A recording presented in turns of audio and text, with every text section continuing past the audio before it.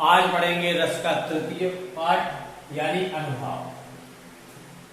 रस सिद्धांत के आचार्य जो रस सिद्धांत के आचार्य है वो है आज भरत मुनि। अनुभाव के 3 वेद है। आचार्य भरत मुनि ने अनुभाव के 3 वेद है। कौन कौन से है? उन्होंने आर्य अनुभाव को अनुभाव नहीं माना। कल मैंने आपको 4 अनुभाव लिखाए थे, तो वहां में क्या है, भरत मुनि ने आर्य अनुभाव को अनुभाव ही नहीं माना। ठीक है। अब आधुनिक कवियों ने अनुभाव के 2 वेद माने। जो अब वर्तमान में आधुनिक कवि हैं जिनने अनुभाव के 2 भाग देते, एक कायक अनुभाव, दूसरा वाचिक अनुभाव।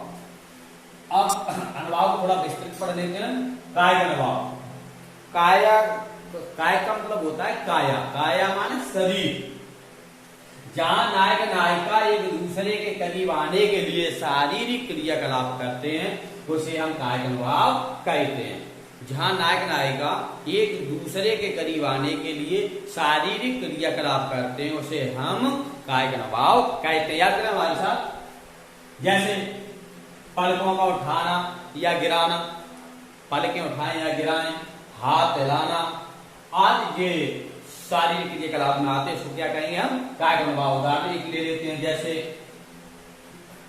खंजन मंजन मंजु तिरछे नैन, खंजन मंजु तिरछे नैन, निज पत कहें सु तिनहि सिय नैन। यानी जागवा जी है, यानी कि गांव की स्त्रियों को देखकर, जब राम और सीता जी वनवास जा रहे थे ना, तो गांव की स्त्रियों को देख करके सीता जी अपने नैनन से राम को इशारा कर रही हैं गांव की स्त्रियों की तरफ।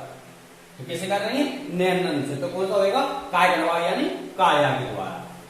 वाचिक अनुभाव, वाचिक का अर्थ होता है वाणी। वाचिक का अर्थ क्या होता है?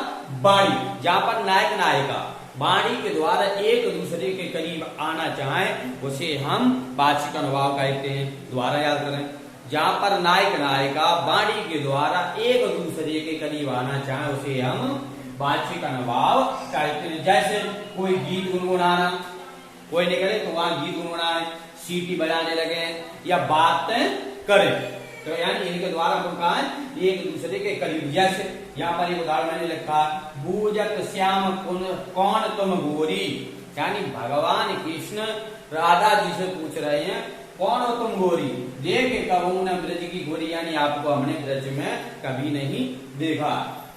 तीसरा होता सात्विक या मानसिक अनुभाव। तो सात्विक का अर्थ होता है मन में। सीधी बात ये है, सात्विक का माने क्या होता है? मन में। जो बात नायक नायिका के हृदय में मन की बात मन में ही दबी रह जाए, यानी अपनी बात नायक नायिका को बता नहीं सकता, यानी बताने की कोशिश तो खूब करे लेकिन बात का और मन की मन में दबी रह जाए उसे हम सात्विक या मानसिक अनुभाव कहते हैं। ठीक है।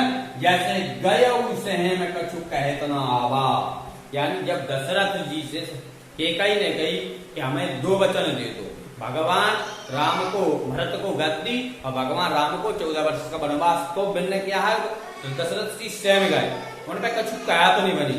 तो ये कौन सा होगा? बनी की बात जो मन में भी चाहते थे ना राम को राजा बनाने की, वो बात मन की मन में दबी रह गई। तो ये कौन सा होगा? सात्विक या मानसिक अनुभाव। अगला है आर्य अनुभाव। चौथा है आर्य अनुभाव। अनुभाव में 4 वेद बताए थे, तो चौथा कौन सा वेद है?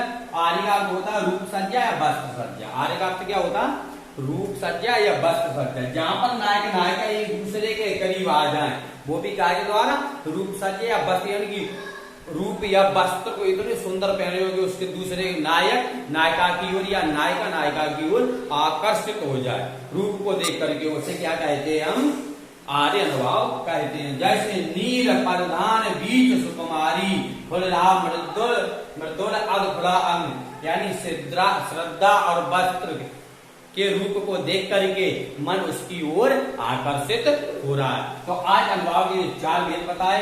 अब अगर बताएंगे संचारी भाव, थोड़ा विस्तार से पढ़ाएंगे, अगर याद कर लें तो सीधी बात है। काय का मतलब काया, काया माने का जहां पर नायक नायिका एक दूसरे के करीब काया के द्वारा आना चाहे, यानी शरीर द्वारा आना चाहे, उसे हम काय अनुभाव कहते हैं। जैसे हाथ हिलाना, सीटी बजाना इत्यादि इत्यादि।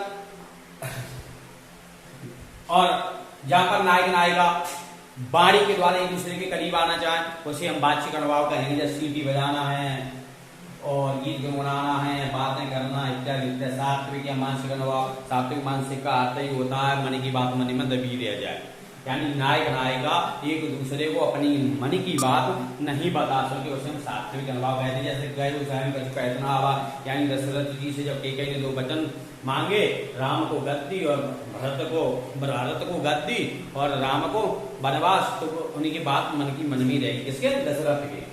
आहार का अर्थ होता है रूप या सज्जा, जो किसी के रूप को देख करके, वस्त्र को देख करके उसकी ओर मन आकर्षित हो जाए, उसे हम क्या कहते हैं? आर्य भाव कहते हैं। तो ये याद करने योग्य नहीं। जय भारत। कल संचारी भाव पढ़ेंगे।